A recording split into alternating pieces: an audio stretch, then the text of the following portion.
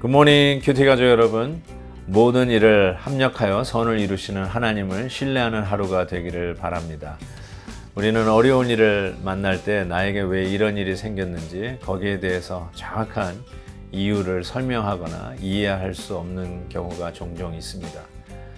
그래서 그런지 하나님은 이해의 대상이라기보다는 믿음의 대상입니다. 즉 하나님만을 신뢰해야 하는 것이죠.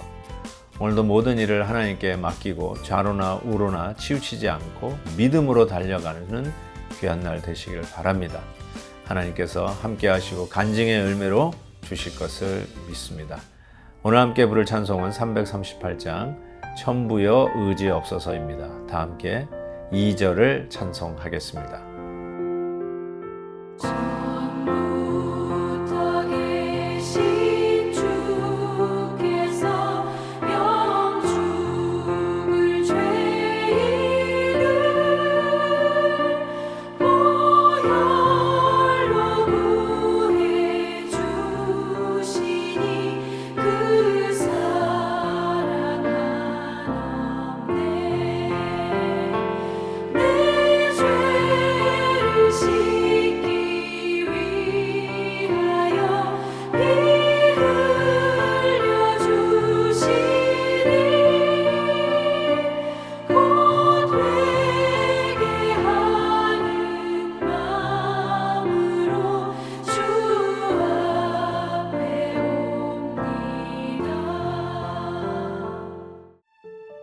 여호와께서 모세에게 이르시되 하늘을 향하여 내 손을 내밀어 애굽 땅 위에 흑암이 있게 하라.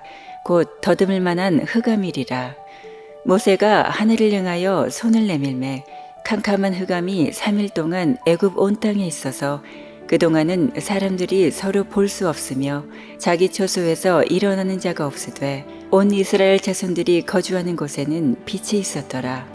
바로가 모세를 불러서 이르되 너희는 가서 여호와를 섬기되 너희의 양과 소는 머물러 두고 너희 어린 것들은 너희와 함께 갈지니라. 모세가 이르되 왕이라도 우리 하나님 여호와께 드릴 제사와 번제물을 우리에게 주어야 하겠고 우리의 가축도 우리와 함께 가고 한 마리도 남길 수 없으니 이는 우리가 그 중에서 가져다가 우리 하나님 여호와를 섬길 것임이며 또 우리가 거기에 이르기까지는 어떤 것으로 여호와를 섬길는지 알지 못함이니이다 하나 여호와께서 바로의 마음을 완악하게 하셨으므로 그들 보내기를 기뻐하지 아니하고 바로가 모세에게 이르되 너는 나를 떠나가고 스스로 삼가 다시 내 얼굴을 보지 말라. 내가 내 얼굴을 보는 날에는 죽으리라. 모세가 이르되 당신이 말씀하신 대로 내가 다시는 당신의 얼굴을 보지 아니하리이다. 하나님의 재앙이 점점 더 강해지죠. 드디어 재앙의 끝이 보이는 순간입니다. 오늘 본문 말씀은 흑암 재앙에 대하여 말씀하고 있습니다. 이 흑암이 3일 동안 그 땅에 편만했다라고 적고 있는데 이 흑암이 얼마나 진한 흑암이었는가 21절에 보니까 더듬을 만한 흑암이었다. 그러니까 앞이 보이지 않는 흑암이었다라고 이야기할 수 있겠죠. 깜깜한 흑암. 이게 우리가 흑암 하면은 그래도 그냥 어두운 정도, 어두워서 이렇게 플래시라이트를 비추면 얼마든지 갈 수 있는 그 정도가 아니라요. 아예 앞이 보이지 않는, 눈을 감아도 떠도 구별이 안 가는 정도의 더듬을 만한 흑암이었다라고 생각할 수 있습니다. 제가 장애인 날에 장애 체험을 한다고 시각장애인 체험을 한 몇 시간 눈을 가리고 지내본 적이 있습니다. 정말 그때 생각을 해보면 이게 얼마나 깝깝하고 힘들고 어려운 일인지를 그때 체험했습니다. 그리고 이스라엘에 우리가 성경의 땅을 탐방할 때에 히스기야 터널에서 정말 깜깜함을 한번 체험한 적이 있습니다. 플래시라이트를 들고 들어갔지만 도중에 한번 전체 팀원들이 플래시라이트를 한번 끈 적이 있었거든요.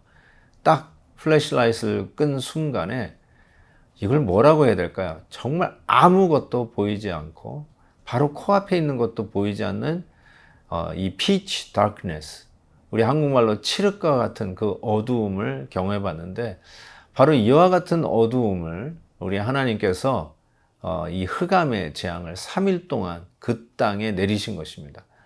이게 얼마나 힘들고 어려웠던 것일까. 이 우박이 내리고 메뚜기 재앙이 와도 어느 정도 걸어 다닐 수는 있었는데, 이거는 걸어 다닐 길이 없는 것입니다. 우리의 모든 행동이 스탑될 수밖에 없는 바로 그러한 상황이 흑암의 재앙이 아닐까 싶습니다. 드디어 이 극심함의 끝까지 왔다라고 할 수 있는 이 순간에 바로가 손을 든 것 같습니다.